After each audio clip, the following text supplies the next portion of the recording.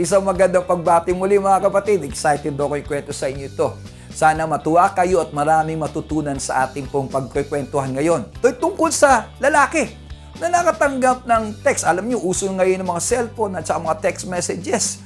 Ganito po at itong lalaking ito nakatanggap ng message galing sa kanyang misis.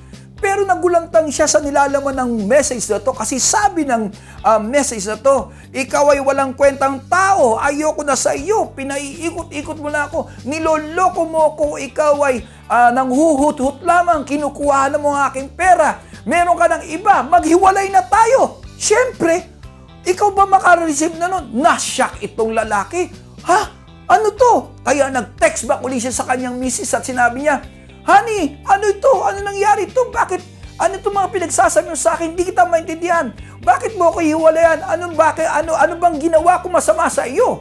Siyempre, nag-text back po yung misis at sabi niya, ay, mali, sorry, wrong send, love you.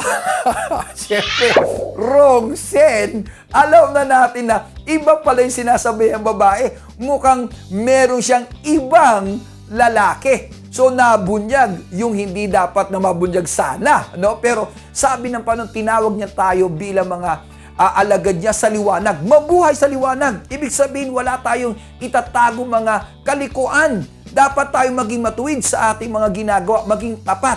Sabi po ng Panginoon doon sa Lucas 12, talatang 2 hanggang 3, walang natatago na di malalantad at walang nalilihim na di mabubunyag. Ano man ang sabihin natin sa dilim ay maririnig sa liwanag at ano man ang ibulong natin sa silid ay ipagsisigawan.